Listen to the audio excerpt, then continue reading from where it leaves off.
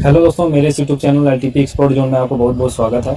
अगर आप मेरे चैनल पर नए हैं तो चैनल को सब्सक्राइब करना और बेल आइकन को दबाना मत भूलिएगा, क्योंकि आपको निफ्टी की पोस्ट मार्केट एनालिसिस, साथ ही स्टॉक की जानकारी, एलटीपी ब्लास्ट की जानकारी और जो भी एलटीपी कैलकुलेटर में कुछ न्यू अपडेट्स आता है उसके बारे में जानकारी मैं पर डे अपलोड करता रहता हूँ।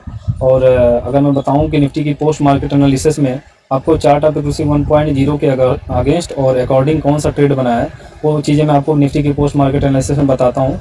और कहाँ से सेफ़ है, कहाँ से रिस्की, कहाँ से ट्रेड को करना है, कहाँ से नहीं करना है, ये निफ्टी की पोस्ट मार्केट एनालिसिस में मैं समझाता हूँ पर डे। अगर आप नए हैं और सब्सक्राइब करेंगे और इसको सीखेंगे पर डे, तो मेरा ऐसा विश्वास है कि अगर आप कुछ दिन तक लगातार देखेंगे वीडियो, तो आपका जो ट्रेड करने का रेशियो होगा, जो प्रॉफिट का रेशियो होगा, काफ़ी ज़्यादा हो जाएगा। और जो एलटीपी कैलकुलेटर को समझने की क्षमता होगी वो काफ़ी ज़्यादा हो जाएगी। ठीक है, तो आज की हम निफ्टी की पोस्ट मार्केट एनालिसिस करेंगे। आज की डेट क्या है? आज की डेट है 23/8/2024 और आज का दिन है फ्राइडे यानी शुक्रवार है। तो शुक्रवार का दिन है, 9:15 से हम डाटा को देखना स्टार्ट करेंगे और निफ्टी को समझने की कोशिश करते हैं। तो सबसे पहले अगर हम 9:15 के डाटा में देखें तो रेजिस्टेंस कहाँ पे है? रेजिस्टेंस आपका है 24,800 पर और सपोर्ट आपका 24,800 पर, यानी दोनों एक ही स्ट्राइक प्राइस पर है। पर ये एक दिक्कत है कि रेजिस्टेंस WTT है। अगर रेजिस्टेंस WTT है तो हमारे चार्ट ऑफ एक्यूरेसी 1.0 ये कहता है कि सपोर्ट से आप ट्रेड को बना सकते हैं।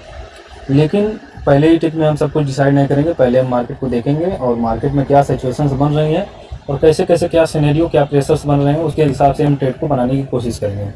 तो जब भी आप मार्केट में सुबह का डाटा देखेंगे तो ऐसे ही देखेंगे। और जैसे मैं बता रहा हूँ एग्जाम्पली, अभी तो रेजिस्टेंस WTT है और इसके बाद अगले टिक में क्या पता चलता है कि रेजिस्टेंस जो WTT था वो आपका स्ट्रॉन्ग हो गया है। जब ये रेजिस्टेंस WTT होकर स्ट्रॉन्ग हो रहा है तो इसका मतलब अब तक तो रेजिस्टेंस WTT था तो बुलिश प्रेशर में था, लेकिन अब वो WTT से स्ट्रॉन्ग हो गया यानी बियरिश प्रेशर जनरेट किया है। तो जब भी ये बियरिश प्रेशर जनरेट करेगा तो हम पुट के बारे में सोचेंगे, कॉल के बारे में नहीं सोचेंगे। क्योंकि क्या होगा कि जब आप पुट के बारे में सोचेंगे तो चार्ट ऑफ एक्यूरेसी 1.0 के अकॉर्डिंग सोचेंगे, और जैसे ही आप कॉल के बारे में सोचना स्टार्ट करेंगे तो चार्ट ऑफ एक्यूरेसी 1.0 के अगेंस्ट सोचना चालू कर देंगे। तो सोच आपकी ऐसी होनी चाहिए कि अगर रेजिस्टेंस WTT से स्ट्रॉन्ग हुआ है तो आप पुट के बारे में सोच रहे हैं, क्योंकि आप अगेंस्ट नहीं अकॉर्डिंग सोच रहे हैं। ठीक है, अगर हम पुट के बारे में सोच रहे हैं तो कहाँ हमारा टॉप होगा? जब आप पुट के बारे में सोचेंगे तो हमें टॉप खोजना होगा, और जब हम कॉल के बारे में सोचेंगे तो हमें बॉटम खोजना होगा। लेकिन अभी हमारा बॉटम है, ऐसी बात नहीं है, क्योंकि सपोर्ट आपका मॉडरेट बॉटम है, मॉडरेट रिस्की बॉटम है, और सपोर्ट -1 इस कंडीशन में एकदम सेफ बॉटम होता है। लेकिन सिचुएशन ये होती है कि चार्ट ऑफ एक्यूरेसी के अगेंस्ट आप सोच रहे हैं कॉल के बारे में, जबकि अकॉर्डिंग अगर आप सोचेंगे तो रेजिस्टेंस से पुट एक बन रहा है। ये आपका एकदम से सेफ होगा, क्योंकि सपोर्ट तो आपका हल्का रिस्की है और सपोर्ट -1 अगर मार्केट जाती है, अगर सपोर्ट WTB नहीं होता है, कहीं पर भी WTB अगर नहीं होता है तो सपोर्ट आपका सपोर्ट -1 भी आपका सेफ माना जाता है। लेकिन वो चार्ट ऑफ एक्यूरेसी के अगेंस्ट होता है तो उसकी जो एक्यूरेसी होती है वो थोड़ी कम होती है। लेकिन अगर रेजिस्टेंस से आप पुट के बारे में सोच रहे हैं तो चार्ट ऑफ एक्यूरेसी के अकॉर्डिंग सोच रहे हैं, अगर यहाँ से आप बैठ रहे हैं तो नीचे की तरफ मार्केट निकलेगी तो कहीं और बहुत काफ़ी नीचे जा सकती है। इसलिए जा सकती है क्योंकि जब सपोर्ट -1 पर मार्केट जाएगी, सपोर्ट WTB होगा, तो रेजिस्टेंस WTT से स्ट्रॉन्ग सपोर्ट WTB, इस कंडीशन में ब्लडबाथ हो जाएगा। तो आप यहाँ से अकॉर्डिंग बैठे रहेंगे, ये अकॉर्डिंग है, ये प्रेशर बियरिश ही बता रहा है। लेकिन अगर आप -1 से सोच रहे हैं तो वो कुछ देर के लिए मार्केट में आपको फंसा सकता है। अगर सपोर्ट कहीं WTB बन जाएगा तो ब्लड बात हो जाएगा, फिर आप सोचेंगे सपोर्ट WTB है तो कहाँ तक जाएगी, लेकिन वहाँ से आप अगेंस्ट बैठ रहे हैं कॉल में, तो आपका नुकसान वहाँ पे ज़्यादा हो सकता है। तो मैं साइकोलॉजी को बस बिल्ड करने की कोशिश कर रहा हूँ आपके, कि उसको समझिए चार्ट ऑफ एक्यूरेसी 1.0 कहाँ पर अगेंस्ट होती है और कहाँ पे अकॉर्डिंग होती है।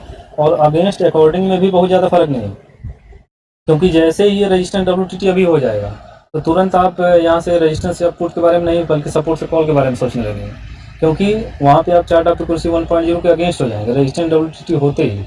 तो ये सिनेरियो कैसे चेंज होता है और हमारी चार्ट ऑफ एक्यूरेसी 1.0 कैसे काम करती है, ये सब सीखने के लिए आपको थोड़ा टाइम देना पड़ेगा। और पोस्ट मार्केट एनालिसिस अगर आप पर डे देखेंगे तो मेरा विश्वास है कि आप 2-3 महीने जाते जाते काफ़ी परफेक्ट हो जाएंगे। ठीक है, तो आज की तो मार्केट मुझे इतना ही दिख रही है कि रेजिस्टेंस WTT से स्ट्रॉन्ग हुआ है, तो इस कंडीशन में मार्केट का बॉटम सपोर्ट -1 है और हमारा टॉप जो है एक्सटेंशन ऑफ रेजिस्टेंस है, यानी कि 24,800 का एक्सटेंशन। यानी इसकी वैल्यू क्या दे रहा है? 24,908 के पास, 24,908 के आसपास की वैल्यू आ रही है। 24,908 नहीं, 809 की वैल्यू आ रही है। 24,809 की वैल्यू आ रही है, लेकिन इसकी एक्चुअल वैल्यू की अगर हम बात करें तो इसकी एक्चुअल वैल्यू 24,825 होती है। अगर आपने 9 से ट्रेड को बना लिया और मार्केट अगर 25 की तरफ जाने लगे तो वहाँ पे आपको काटने की ज़रूरत नहीं होती है, बल्कि वहाँ पे बैठने की ज़रूरत होती है, क्योंकि अगर आप बैठेंगे नहीं तो फिर 25 को देख के अगर लॉस काटेंगे तो आपका बहुत बड़ा लॉस हो सकता है। बहुत बड़ा लॉस तो नहीं होगा, लेकिन अगर आप लॉस काटेंगे फिर प्रॉफिट नहीं ले पाएंगे। वहाँ पे जो भी आपका लॉस होगा वहाँ पे 15 पॉइंट की मार्केट नीचे है, तो 15 पॉइंट नीचे की वैल्यू दे रही है, तो 15 पॉइंट मार्केट ऊपर जा सकती है एक्चुअल वैल्यू के आसपास के। इसको आप याद रखिएगा। तो यहाँ से भी हम ट्रेड को बना सकते हैं। अगर हम वेट करना चाहते हैं तो 24,825 का भी वेट कर सकते हैं। 24,825 जब आएगा तो मार्केट में ट्रेड बना लेंगे। तो चलिए ठीक है, अभी के लिए यही दिख रहा है, आगे चलते हैं। इतना कुछ तो मैं 2 मिनट में ही बता दिया हूँ, काफ़ी बातें करने के लिए होती हैं। ये प्रेशर समझने की बस बात है। रेजिस्टेंस जो आपको दिख रहा है, रेजिस्टेंस आपका 850 पर 58% है, और साथ ही 25,000 पर 56% है। तो रेजिस्टेंस आपका काफ़ी स्ट्रॉन्ग है। सपोर्ट भी आपका कहीं WTB नहीं है। अगर सपोर्ट आपका कहीं WTB ना दिखे, रेजिस्टेंस आपका कहीं WTT ना दिखे, तो इस कंडीशन में मार्केट का जो भी ट्रेड बनता है वो सेफ बनता है। बस आपको समझने की ये ज़रूरत है कि चार्ट ऑफ एक्यूरेसी 1.0 क्या कर रही है। हमारा जो ट्रेड होगा उसी के अकॉर्डिंग बनेगा, अगेंस्ट नहीं बनेगा। अगर आप इसको समझ लेंगे तो फिर आप इजीली मार्केट में ट्रेड कर सकते हैं। जब आपको रेजिस्टेंस कई जगह, सपोर्ट कई जगह दिखे, रेजिस्टेंस कई जगह दिखे, तो आप उस मार्केट में अगर सेफ ट्रेडर हैं तो उसमें घुसने की कोशिश मत कीजिए, क्योंकि वो मार्केट काफ़ी रिस्की मार्केट होती है। वहाँ पे कुछ भी सेफ नहीं होता है। फिर भी हम चार्ट ऑफ एक्यूरेसी 1.0 का अंदाज़ा एक लगा के कि कहाँ पे उसका टॉप बन रहा है, मॉडरेट टॉप मॉडरेट बॉटम, वहाँ से हम ट्रेड बना के ट्रेड करते हैं। लेकिन ऐसी कंडीशन में मार्केट एकदम सेफ होती है, और ऐसी कंडीशन में आप ट्रेड ले सकते हैं रेजिस्टेंस और सपोर्ट दोनों तरफ से। लेकिन क्या है कि सपोर्ट की तरफ से चार्ट ऑफ एक्यूरेसी 1.0 के अगेंस्ट है, तो सपोर्ट आपका मॉडरेट रिस्की है। अधिकतम मार्केट सपोर्ट -1 तक जा सकती है। इस कंडीशन में अगर आप मार्केट में सपोर्ट से ट्रेड बनाए हैं और मार्केट सपोर्ट -1 पर चली जाए, तो आपको अपनी ऑर्डर को काटने की ज़रूरत नहीं है, बल्कि वहाँ से एक एवरेज करने की ज़रूरत है। क्योंकि सपोर्ट अगर WTB नहीं होगा तो प्रेशर आराम से बुलिश हो जाएगा, और सपोर्ट -1 हमारा सेफ होता है। इस कंडीशन में अगर WTB ना हो तब। तो यही सिचुएशन अभी दिख रही हैं। और आगे चलते हैं तो 9:21 पर 22 मिनट पर कुछ नहीं है। रेजिस्टेंस आपका कहीं WTT होने की कोशिश नहीं कर रहा है। तो रेजिस्टेंस अगर कहीं WTT होने की कोशिश नहीं कर रहा है तो हम चार्ट ऑफ एक्यूरेसी 1.0 के अकॉर्डिंग बैठे हैं। और मार्केट हमारी कहाँ चल रही है अभी?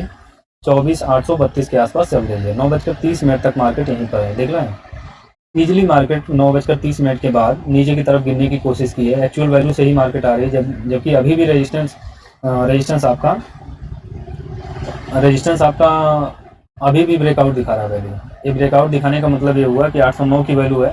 अगर इस वैल्यू को आप जानना चाहते हैं, कुछ लोग नए होंगे तो मैं उनके लिए बता दूं कि रेजिस्टेंस की ये वैल्यू अगर आप जानना चाहते हैं, अगर इस कंडीशन में आपको ये ब्रेकआउट दिखाए और इस वैल्यू को आप जानना चाहते हैं, तो ईजिली आप इस वैल्यू पर क्लिक कर दीजिए। ठीक है, इस वैल्यू पर आप क्लिक करेंगे, यानी 24,850 के डाइवर्जन पर सीधा सपोर्ट +1 की वैल्यू पर। अगर रेजिस्टेंस की वैल्यू जानना है तो सपोर्ट +1, जो उसी के सामने वाली स्ट्राइक प्राइस होगी हमेशा उसके ऊपर वाली वैल्यू और उसके नीचे रेजिस्टेंस के नीचे वाली वैल्यू के बराबर होती है।